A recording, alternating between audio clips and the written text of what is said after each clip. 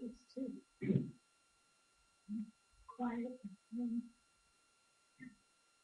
Not important at all.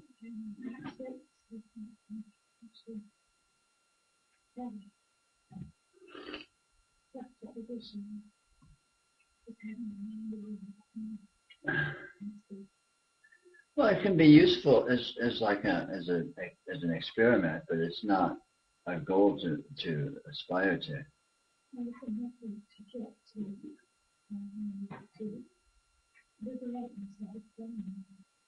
No, you're already liberated from your mind. You just need to notice that.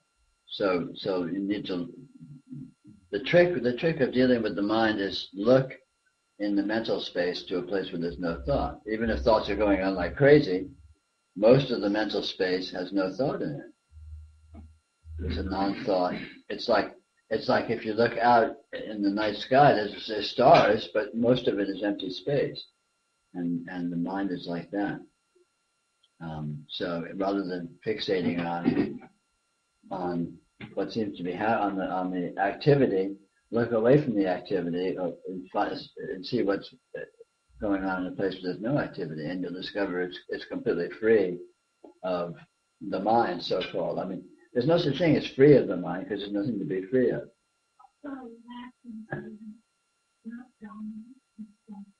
No, it's dominant because one fixates on it. It's not dominant because it's dominant.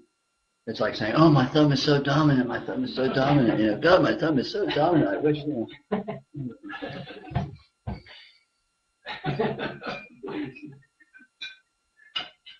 That's what it's like. So it's not actually dominant. It's the addiction to going to it. It's the issue. And you know, I suppose as with any addiction, the trick is to retrain yourself. Yeah. Retrain by notice what else is present and notice how interesting it is in its own terms. Because again, it's like, my thumb's present, but there's a lot of other non-thumb stuff present, and I can look around and after a while, I'll go back to the thumb and go like, who cares? It's just there. It's little. But we tend to carry our mind around so that it's right in front of our eyes. Yeah. And pretty much obscures it. Exactly, but it's a fixation. It's something that's done not intentionally and probably not deliberately, but in a sense, yeah, it's done. It is being done, and there are alternatives. And the trick is to discover the alternatives and then gradually wean oneself from that fixation. Most of experience is not thought. Most of experience is not ideas.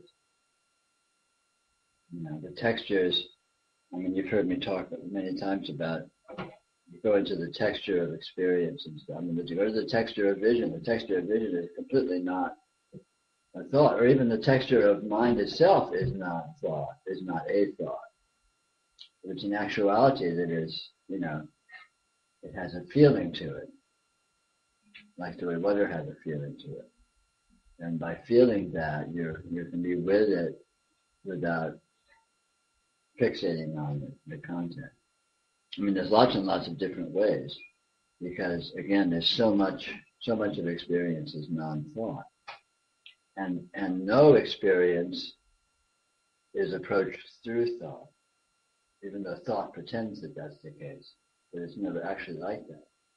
All experience is directly present. So vision is directly present, sensation is directly present, sound is directly present, so on and so forth.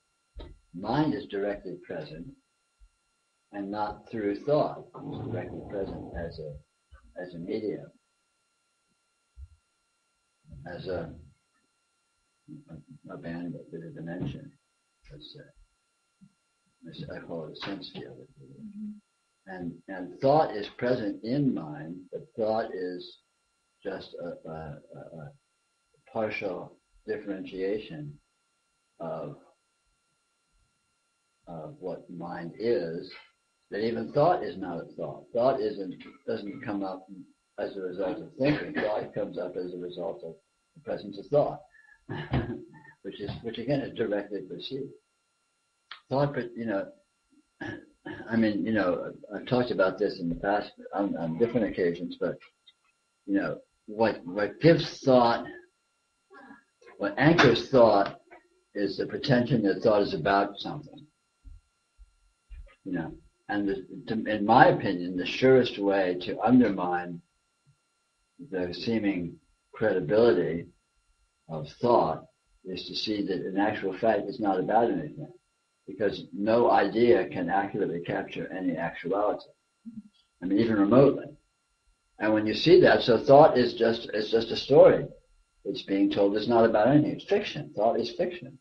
It's complete fiction. It's not about anything.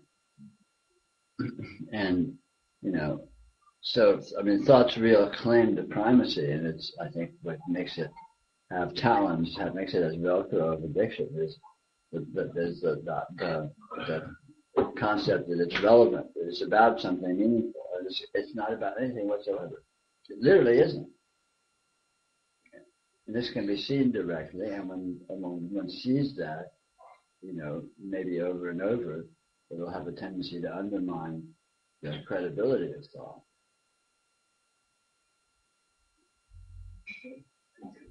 Access is always that Mm-hmm. it's like a different energy. Mm-hmm. It seems that it's being, I think that it's not way too conscious. Sure, you can call it that. I mean, any way, But they don't seem to, so they don't seem to contain themselves or become. well, they're available. I would say that they probably just don't hold the attention because they seem to be relatively uneventful compared to the dynamism of thought. It's like when you're sitting in a room and there's a TV on in the corner of the room. The natural tendency is for the awareness, for the attention to wander towards the TV just because there's so much going on, and every place else is just, relatively much less eventful. And so but it's just a matter of, but it's possible to look away from the TV. It's actually possible. I've heard.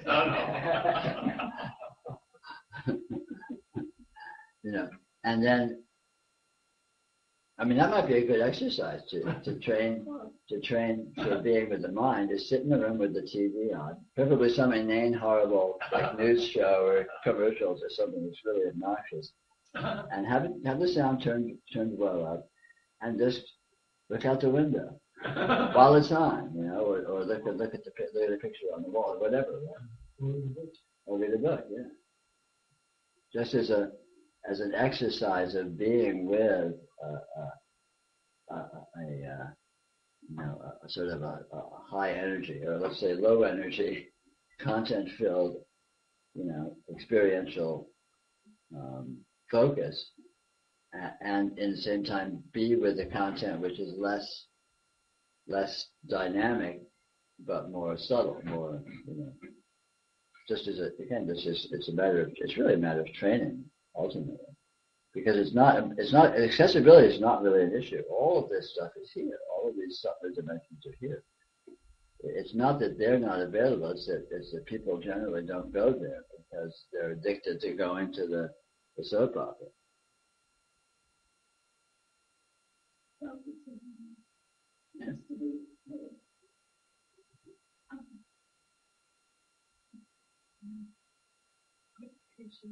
Absolutely. Focus is the way one navigates these different dimensions of experience by focusing. And you can practice focusing in any sense field rather than just letting yourself go unconsciously and mindlessly to whatever your focus happens to be. You can deliberately, choose focus. You can do it like you can. You can do it with your eyes. Do it when you're looking at something, and then direct your attention somewhere else than where your eyes are looking. I mean, just as an exercise, as a way of sort of developing those muscles, so to speak, of focusing. I mean, I'm sure you've heard me say many times, the problem is not that reality is not available, reality is not completely accessible. The problem is letting go of unreality. In other words, letting go of one's addiction to going to the cheap shots, going to the noise, instead of letting the attention move to other areas. And ultimately, it shifts around. Ultimately, I should say, that's not true. Ultimately, what it does is it equalizes.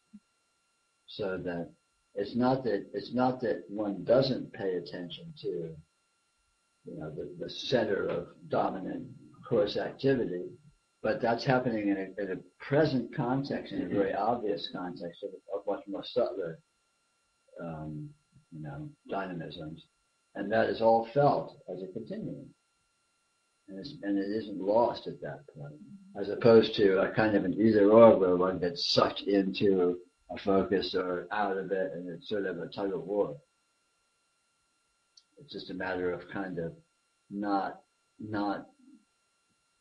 pairing them off against each other, not dichotomizing. Yeah, just relaxing with the full field without insisting on downplaying anything. Just let everything be just exactly what it is, because everything's present. All the subtle dimensions are completely present and completely available. In fact, you're already, engaged with all of that.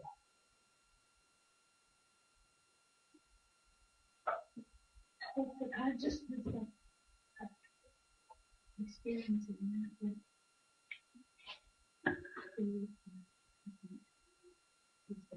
Absolutely. Yeah, I mean, that's the true perspective. That's what is actually here, instead of the tunnel vision and the completely erroneous semantic implication of interpretations that's created by a normal, human interpretive framework.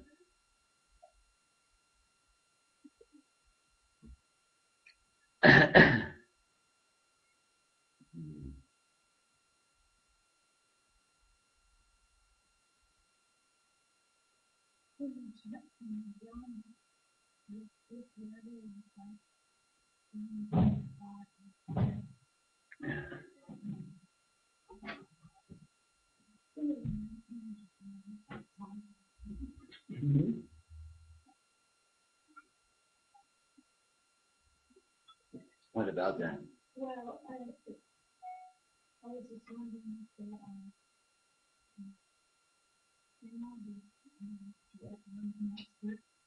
it seems like some levels are more accessible initially until you develop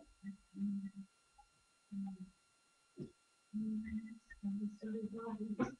It may be so, but I think that it's more individual. I think it's probably more individual in terms of a person's nature and what a person is already sort of tuned into. I mean, rather analogously to the way some people have a more hearing oriented, some people are more vision oriented, so on and so forth. So I think everyone has sort of what's called strong points and weak points, just in the natural perceptual resonance or whatever. And I suppose it's probably a little bit different for everyone. But the trick is to take advantage of any, it doesn't matter. There's no hierarchy. It's not you need to start here and then go move here and then move here and move here. It's not like that. Take advantage of any direct experience that is to any degree outside the context of one's normal fixation. And that will, just by that very fact, you'll be weaning yourself from the addiction to, the tunnel vision. And then from that perspective, you'll notice so much more around that, and it just spreads naturally. Because again, it's not spreading. It's not a matter of learning to do something you're not already doing. It's just a matter of noticing what is already completely present, really available. All these subtle realms are right here, right now, and you even know it. You're just busy looking away from them. I mean you. I mean. I'm amazed how easy it is to come up with it. It is. It's very easy. Yeah, even love, you really Mhm. It's so easy to fall Asleep. when you fall asleep. Oh, okay, yeah. things that, about that. yeah, It's that one thing. I know. And it's not to do that one thing. you seems like you don't even know it's happening to you. And yet, it must be very subtle layers of interesting. There's endless subtle layers, but again, it's a matter of not noticing them. It's not that they're not present. I try so hard to notice they are. And, Yes. well, Well, so, it's not a matter of It's not a matter of cataloging them or even differentiating them. But notice, I mean, I think the relevant aspect is to notice this unending fluidic dynamism of energy conditions that are continually morphing from one to another in just endless subtle dimensionalities. Just constantly as the course of experience, and it's very unstuck, and it's very multidimensional, and it's very very multidimensional is the kicker. And the interpretive framework basically tries to deny all that multidimensionality and rigidify it into a simple, linear, interpretive narrative that doesn't really actually apply to actual experience. It's just a hypnotic, claim.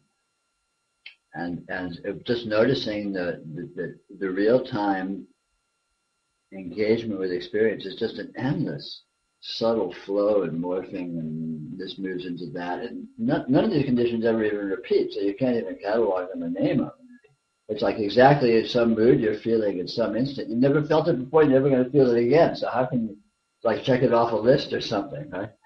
But the point isn't to find these things and catalog them. The point again is just to notice the absolute dynamism and open-endedness of them. Well, isn't it true also that a great deal of these qualities or whatever are qualities that feel quite unconscious, quite not quite asleep? Well, they are unconscious, so to speak, because and so being in them is not one of wow, okay, I'm here now, I'm getting all of this. No.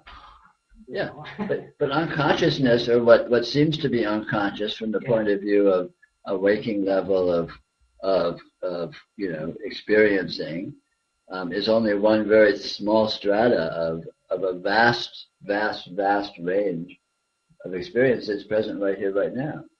So our experience of not noticing all those qualities, noticing in the sense of the awake consciousness notice, it seems to me trying to stuff everything into that sliver of consciousness rather than just relaxing into. Yeah, let it be what it is rather than trying to drag it into a waking condition. Because in doing so, all you do is diminish it or change it. There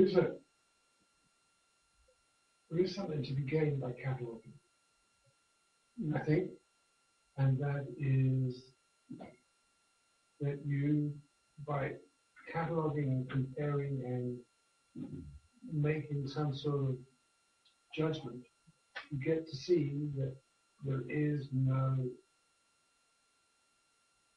complementary piece. Everything is one. Right. But I would call it trying to catalog. Trying to catalog, yes. And discovering the other uncatalogability. Once you get this one piece, yeah, you'll soon realize, if you're trying to catalog, that there isn't another piece that fits into that same drawer. Right. And I think that's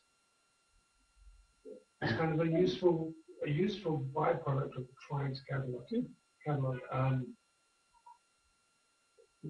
You also, with me, cataloging seems to imply place. So, clear what I'm saying? But if this is one, then it exists. I am saying to myself as a cataloger, this exists in this place. And when I'm looking for another, I realize that there isn't actually any other place but this place, and everything exists in that place. Right. I'm not saying it's Well, that's right. no, I think I understand you, but one discovers that there's transcendental Absolutely. intrinsically, which is why the cataloging fails. But again, one might discover that by trying to catalog and then discovering that, wait a minute. Well, because I think to say I cannot catalog, or to say I have been told I cannot catalog, is not the same as saying I have tried to catalog. And Oh, no, you have to see for yourself. You have to. Exactly, I mean, that's yeah. my point. Yeah, I mean, You have to all of see this for is yourself. about seeing for yourself. It's not about, being told what to do. Yeah. Good God. But very often, with whatever there was, with chains or whatever they are, and I don't know, different religions have different methods. Oh, yeah. Those things are actually can be a tool to seeing how stupid they are, Sure. or how irrelevant they are. Not stupid, Sure. irrelevant. Just to show you the bigger picture, put me on the spot. Yeah.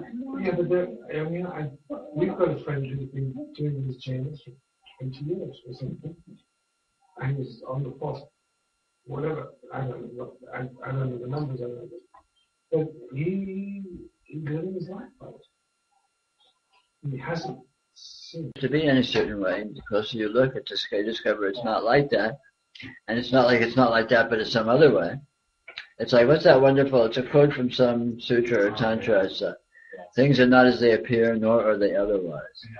Yeah. Right. I mean, that's a delightfully profound saying if you look at it. Right. It's not what it seems, but it's not some other way either. Yeah. I mean, that's pretty much right on the money. Yeah. Right.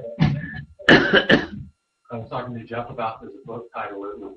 We thought it would be, you're not gonna get it. The subtitle is because, the world just doesn't work like that or something.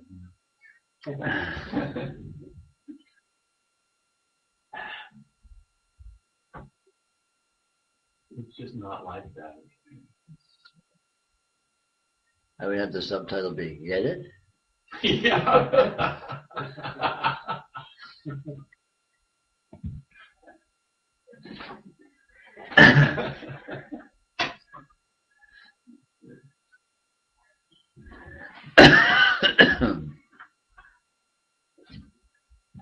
We're back online here for a little while. See if the computer crashes again. And we'll see if anyone notices if the computer crashes again.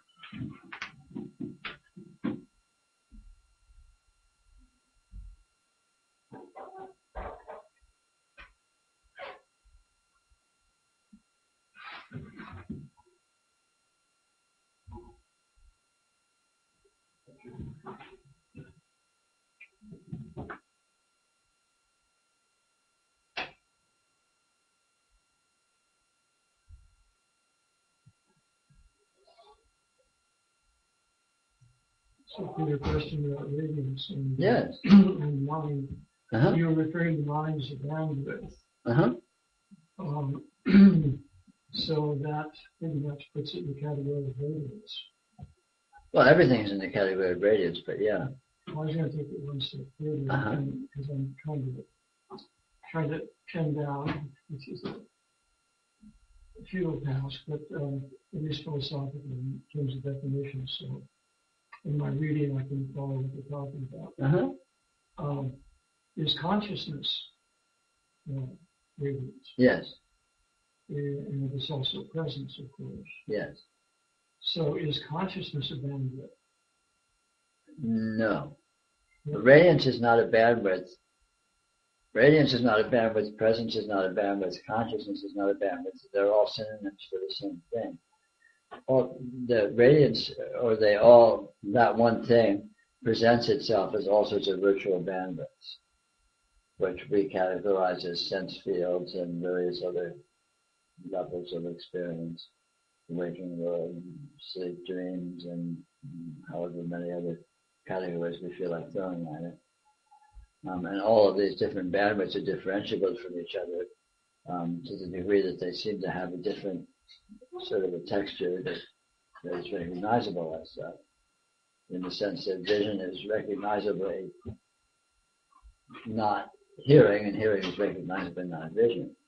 But then, as we were talking about earlier, if you look more closely at what vision is and more closely at what hearing is, you discover you can't pin down what it is, and it gets to a point of weirdness or undefinability that all you can say is it is present and it is radiant in the sense that it is dynamically presenting as all sorts of qualitativeness.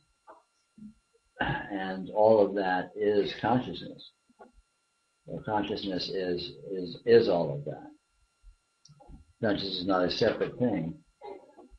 The radiance is not inert, objective, dead. The radiance is pure life, pure intelligence, pure consciousness. You know, Satchidananda and all that sort of stuff.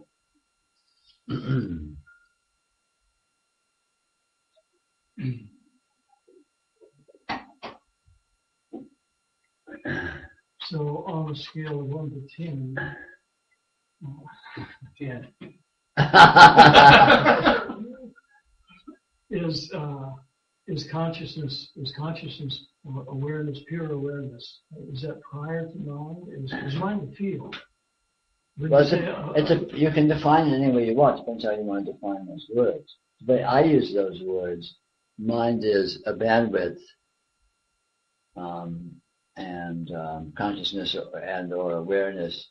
Well, awareness is, again, you got to define what you mean by that. I think awareness is, well, different. This problem with different traditions use these words to mean very different things. And even within a given tradition, different people will use these words to mean different things. So, it's basically a crapshoot. You can kind of define it any way you want, as long as you're careful to say what you're defining it to be, to the extent you can, then it doesn't matter. But, some people define awareness as basically being synonymous with consciousness, which is just the root, the primal self, the primal continual self-knowingness of reality. But some people might use awareness in the sense of a conscious awareness or a focused awareness, or awareness as opposed to some unawareness, in the sense of some consciousness as opposed to some unconsciousness. And that is, of course, a very different sort of a subcategory from the fundamental consciousness, or the fundamental creative awareness that being has of itself. So, again, it just depends on how you want it. Well, the confusion that comes to me is in this matter is that I've been familiar with yoga cosmology and Advaita Vedanta cosmology, and then I can compare that with Dzogchen cosmology, and they use the terms differently. Yes, so they do. In Dzogchen, mind is prior, mind is fundamental. Right. And in the other two, in Hindu things, mind is indeed a bandwidth, it's a field, Right. the chitta. Right. And the vrittis are the thoughts Right. that are like waves or Right. whirlpools in the chitta, which is the field. Right. And so prior there is consciousness, chit, or Right. awareness is consciousness. So the two are upside down and backwards to Right. each other. Yeah. It's, So just, that it's is really the- just in terms of the terms there. But the question that arose just now is when you used mind as a bandwidth, it sounds like I'm using it in the same sense as they're using it in the Hindu sense, rather than Yeah. the Rajyan sense. is it it's observing. I mean, it's a dualistic, Sure. it's a dualistic construct. Yeah, basically, yeah. One could take a position of pure awareness and you'd see minds arising along with all the other things Yes. arising, subsumed by consciousness. Sure. Yeah.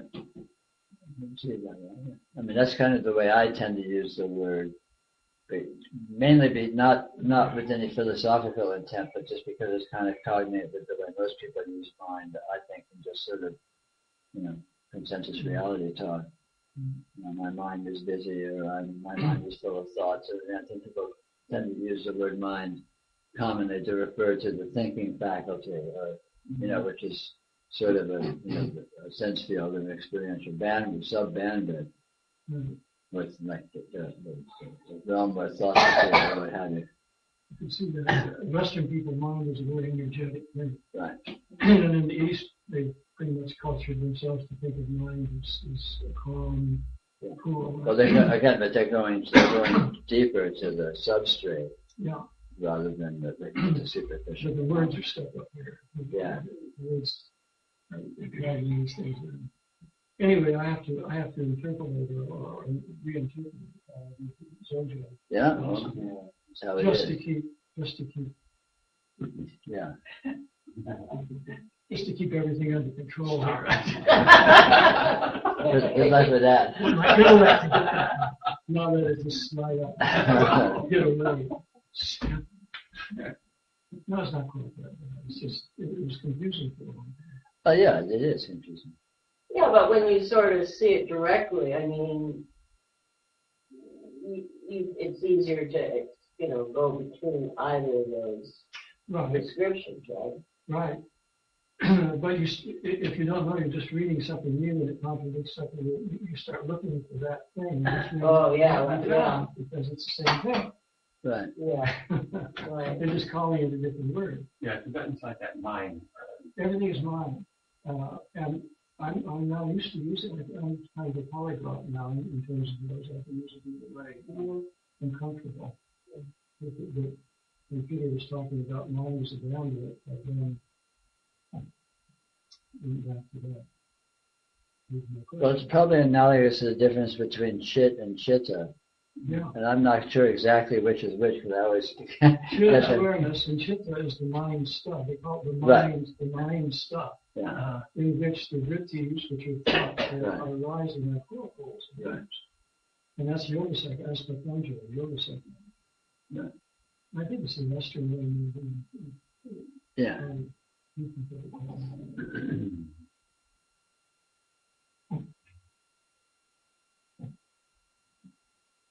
But experientially, or from the point of view of a yogi, the important thing again is the way all of these things converge, and ultimately all these differentiations turn out to be inaccurate, because in actuality there's only a single condition, which is as it is, and which all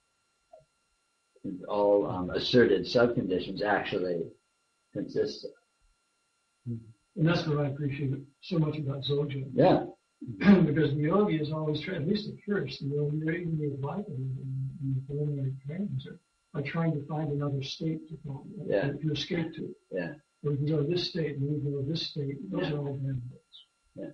But Zojan says, right here is where you find it. Yeah, this is it. Everything is this. Yeah. Yeah. So right here there's no imaginary place. No. Right here. And any and all imaginary places are right here, or turn out to be it too. Usually this. Yeah, this. I mean, it refers to the same thing. That's I mean, I don't know anyway. That's kind of crux right there. It's just it's like you were saying there that it is not other. Yeah. everything of our questioning seems to be founded in the sense that there's some other place from which to see things. Sure. Or that there is some this different from some that. Yeah. Or some that different from some other that, or whatever. And in actuality, it's not like that. No. And that's the thing to see. But the actuality does not depart from itself. It presents as infinite. It presents as infinitely differentiated, but it actually does not depart from itself. There's no actual otherness.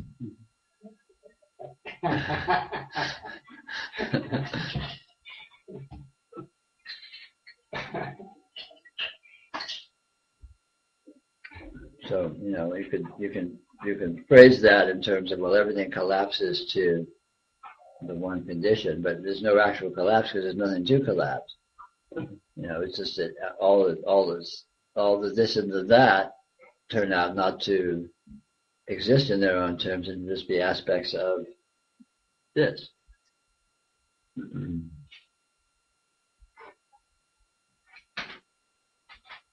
And this is such a weird, infinite, strangely paradoxical condition that it can seem to be infinitely different in itself without ever departing from itself in the slightest. Put that in your pipe and smoke it. So, literally, everything that you can think about it, or grand, ignore that, anything at all. Yeah. It's everything, anything, nothing. It's this. It's only this.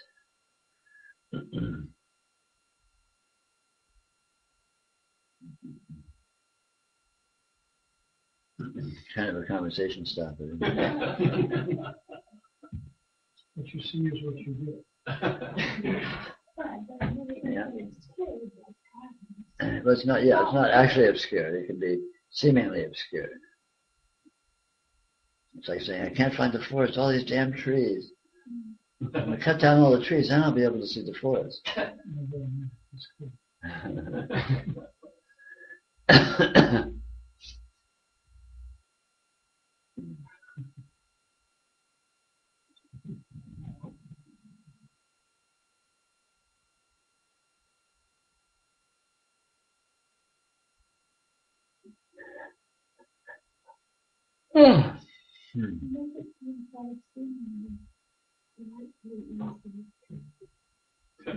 wonder why.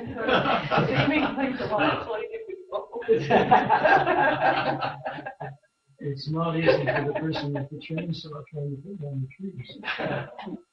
It's even easy for them.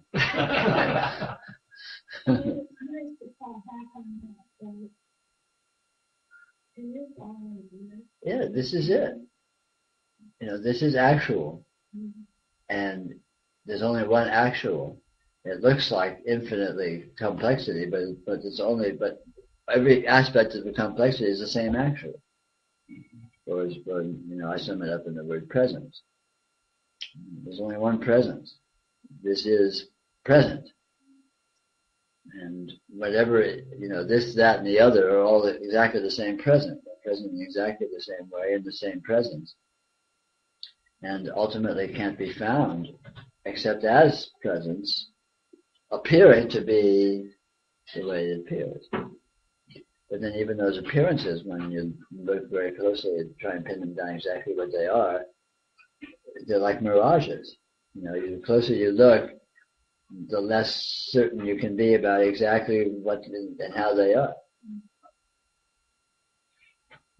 All differentiation holds up best under not very intimate examination.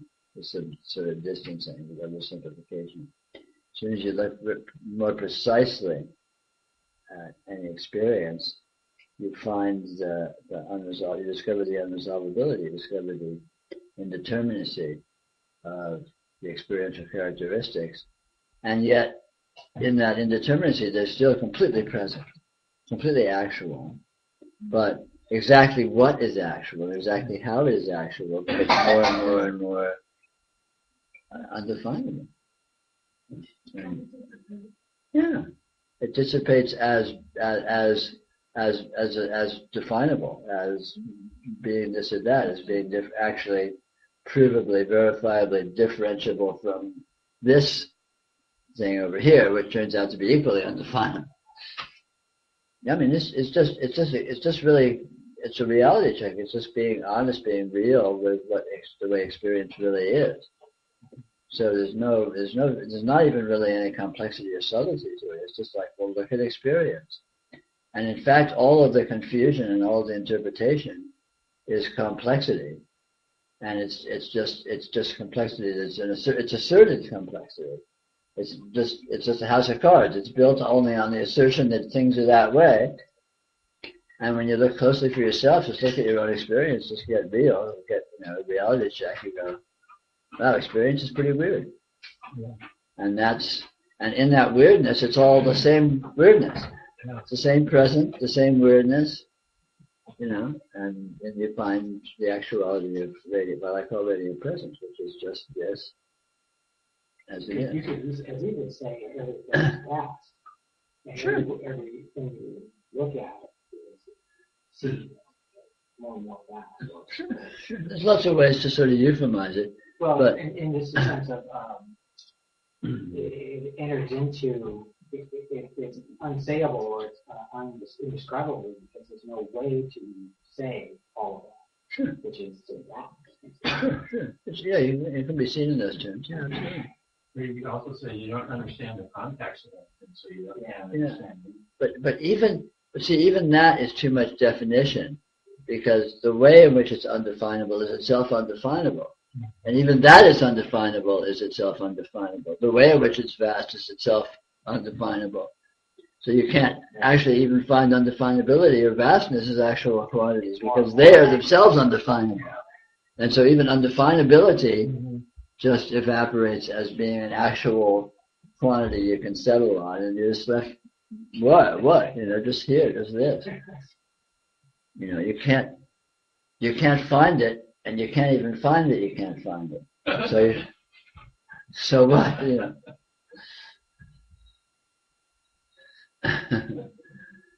And yet it's actual. And that's the damnedest thing. This is actual. That's what makes it really weird. Now, it's not just how weird it is not what's so weird. It's actual, and it's that weird. It's like, whoa, Jesus, how could that be?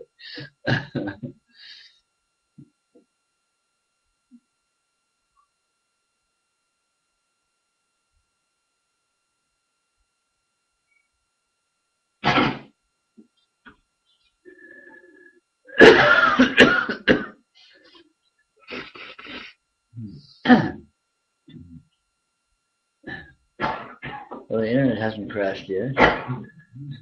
Again. No, it hasn't.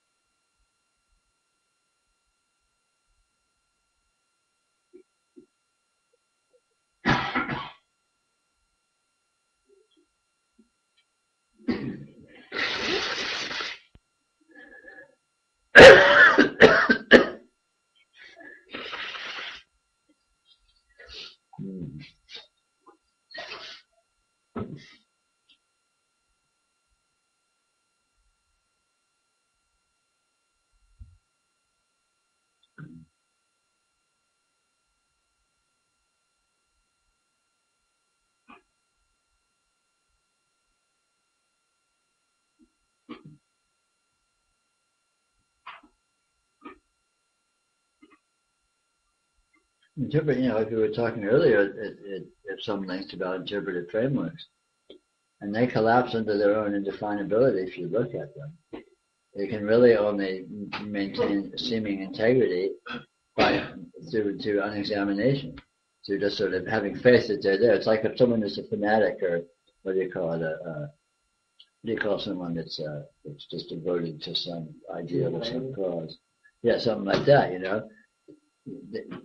They're they're just committed to the notion, and they don't even look at what the notion is that they're committed to. And interpretive frameworks are like that. They seem solid if you don't look at them closely. As soon as you look at them closely, it's like, they just, it's like a mirage. The mirage is such a wonderful image because it seems to be so actual and concrete, and then you check it out and look closely at what's actually there, and it just disappears. There's nothing there. I think that sort of explains what I was talking about, that it seemed like they were so, transcendental too. It's maybe more, they just fall under their own weight. Yeah, everything does. And I have no idea. How long you can hold it interpretive. But it's not very long. It's not very long at all. No. Well, if you have just one framework, Yeah. you hold it forever. And look at born again Christians or if you just stick to one. Well, that's sort of maybe I'm talking about something different then. It's the same though. Yeah, I guess. Even that, because duration is another thing that doesn't stand up because the time doesn't stand. Because even in that, a belief or in that belief sense, and there's other kind of frameworks that come and interrupt that. Of course, there's absolute instability all the time. Yeah. And the only way to pretend there isn't is to ignore that fact. In fact, that's why if you're a practicing Christian, you have to do certain things. And there's certain better ways. Like I was told, it's much better to get down on my knees by my bed to pray. And so there's all these reminders, and I'm sure that Buddhists do. They have their own practices. Yeah, sure. And so, it might be a trigger that gets you back into that interpretive framework. Sure. They need booster shots. They need to be bolstered because in actuality they're completely unstable. Everything's completely unstable. Yeah. But it's easy to reassert it, especially if you don't need to prove it or look at it very closely. Christianity, things like Christianity are very convenient because it's so totally befuddling. No one knows what it actually is.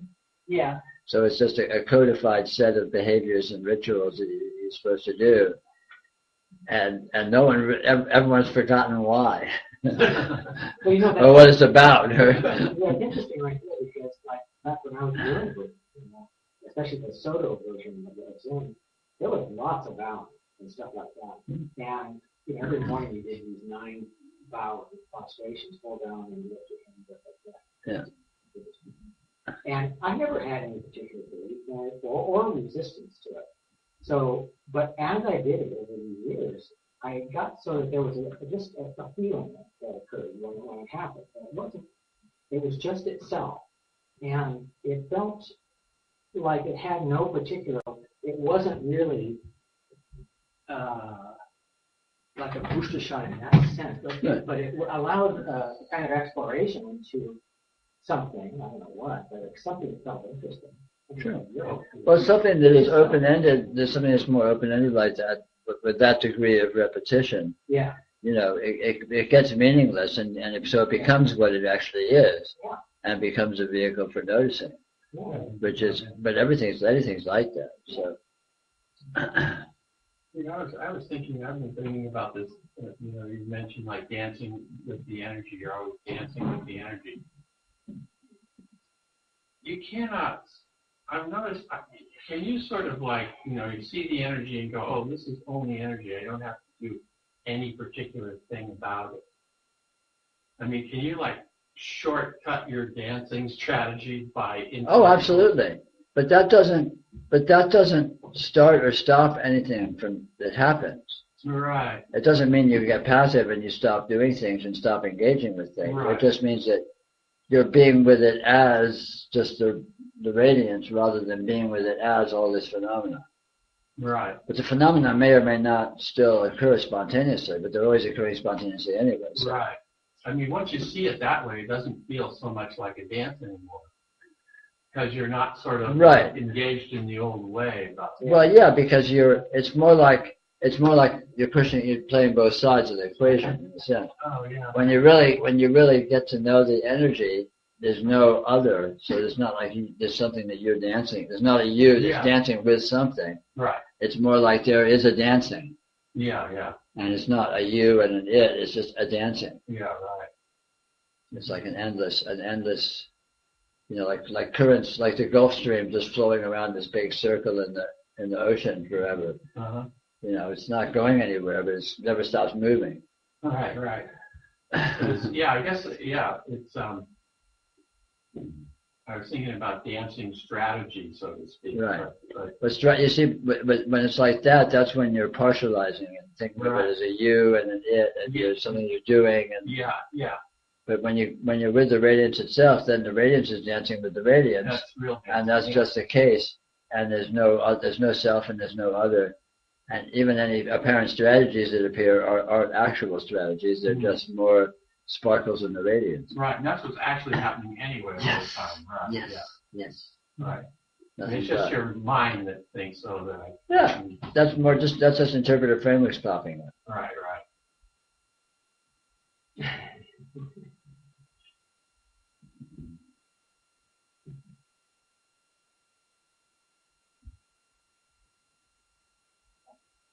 Yeah, because you can think all you want about the situation or see it as like, undefinable and all that, but what you actually do,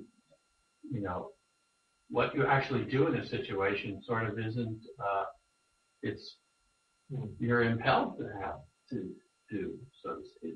Yeah, but that's just the radiance dancing too. So everything is that, and even in being having interpretive frameworks to come up and all that is just the radiance dancing. It's the same thing. So the trick is to go to the radiance, be with the energy. Right. And it doesn't change it doesn't stop or start anything or change anything necessarily. But at that point there is no anything. There's just the radiance dancing with itself. Right. And there can be all sorts of endless subtle harmonics of implication and seeming events and so on and so forth, as there always will be. Right. But it's all a zero-sum game. There's nothing actually happening. Right. It's just the radiance dancing with itself. Right, yeah. And when you're with it on that level, then you're liberated because you're not stuck in anything. There's nothing you need to achieve, or there's nothing you need to gain, nothing you need to avoid. Yeah, it even goes beyond doing and not doing. Totally, because there's nothing but actionless action. Yeah, I mean, that's the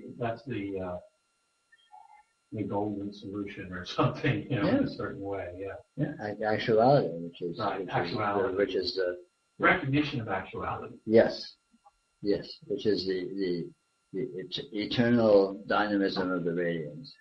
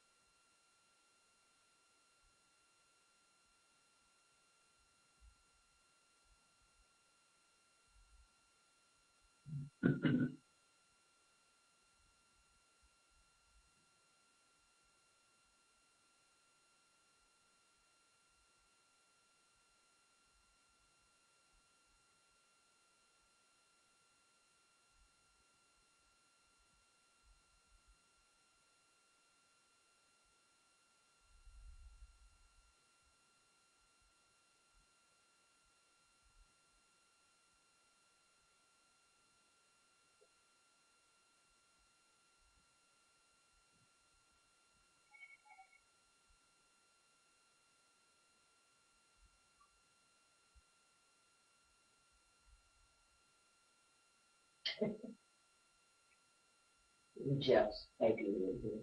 It's something pertinent in this house. Fanatic. Yeah.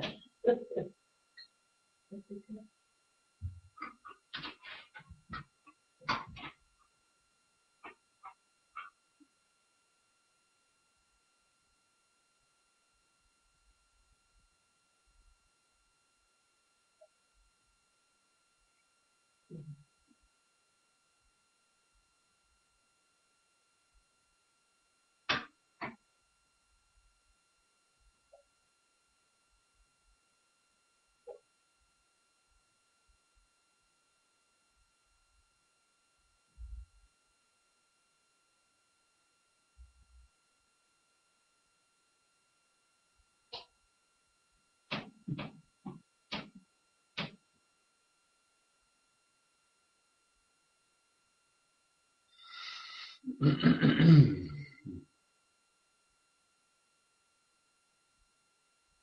of like to think and control my things. But I also find that in practical level, I find things that are left half done.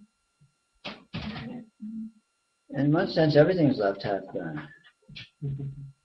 Doesn't mean they won't. It doesn't mean there isn't more doing this, but there's an infinite supply of half doneness. I mean, the myth of completion is absurd. There's just an ongoing engagement with apparent circumstances that happens the way it happens and leads to what it leads to, and every time you look away, it's being left undone. Every time you look back, it's being taken up again to whatever extent it is, and so on. And you go to sleep, and then it's being left half done, and you wake up, and you start it again, and it's being engaged with, and I mean, it's just that's the cycle. It's endless. But it's all really just this free flow.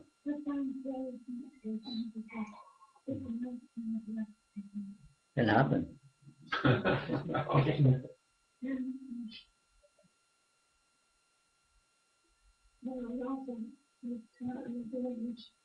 That happens too, doesn't it?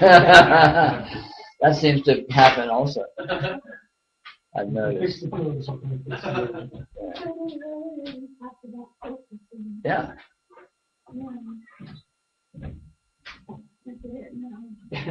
Well, there's no mode of engagement which is out of limits.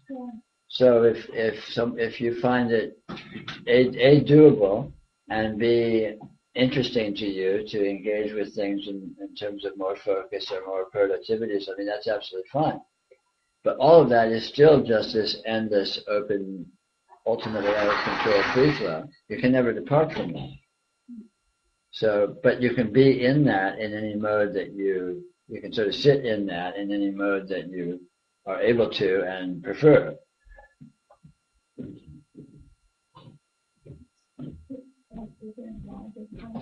Yeah, always.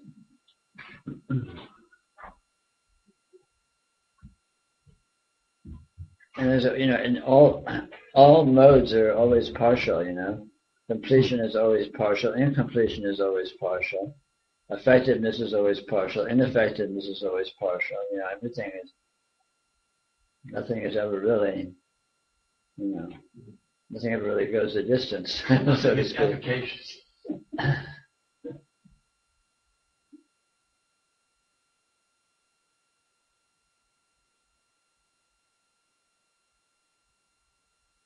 Well, I do something I think is important, and then get distracted, and something else will take my attention for a while, and I'll come back, and the circumstances will have changed, and it will be totally irrelevant now.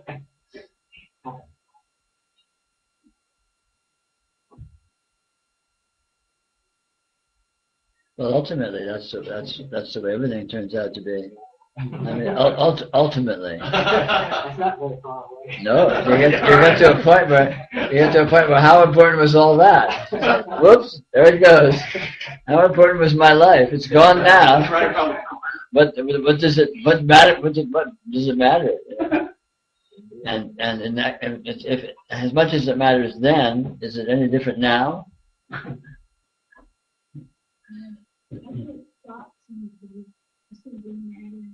Yeah, exactly. Mattering. Thoughts are pretensions of mattering. And that rhymes with nattering. Yeah. Nattering neighbor. Very good. Yeah.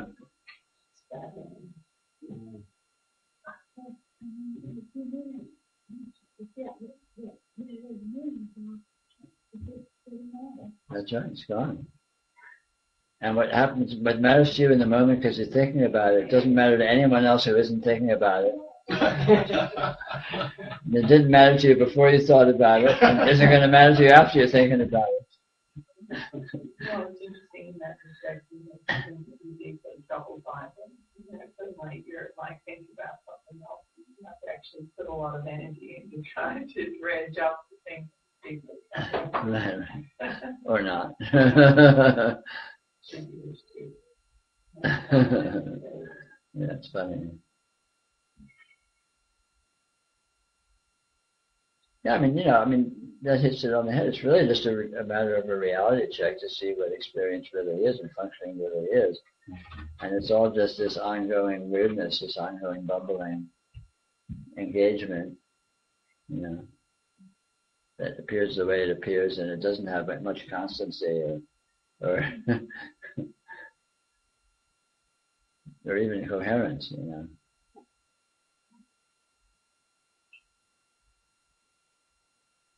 And that turns out to be, not a problem. It turns out to be the way it's always been, and hey, it's as okay as it ever was.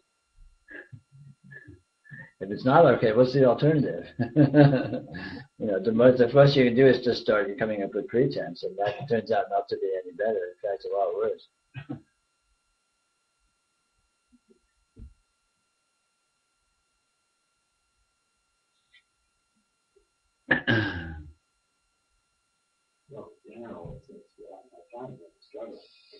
Yeah. I mean, the real selling point for reality is it's much more enjoyable than unreality. Unreality is always a constricted, pathetic, annoyingness in contrast with actuality, which is an open, luscious, easy, effortless, joyful, wacky, entertaining, surprise. Right. Oh, it's always a surprise. It's really no contest if you get a taste of, if you notice what it really is, it sells itself. Doesn't need no salesman.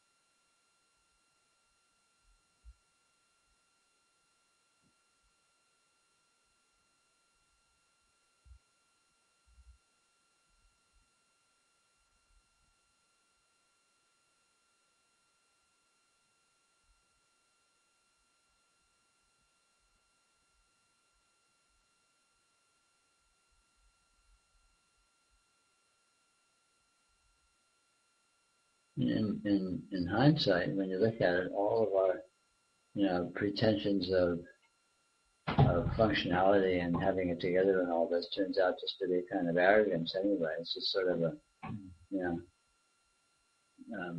a denial of the actuality that we're all just sort of bumbling along and faking it. Anything can happen. Yeah.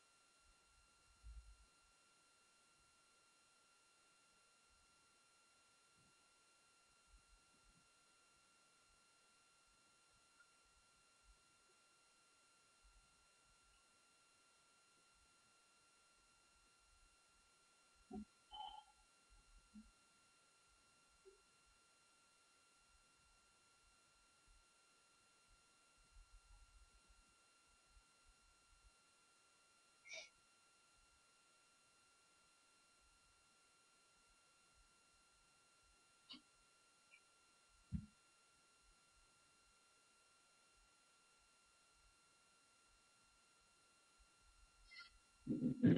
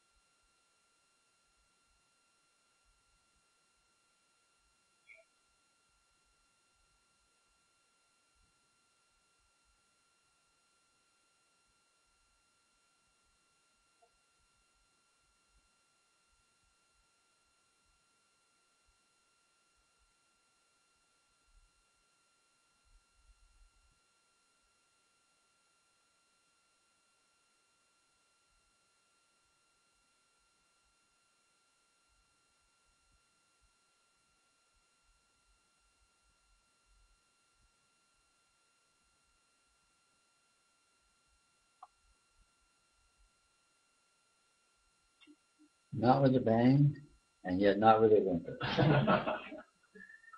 Good night, online friends. See Well, you. maybe good. Yeah, pretty good.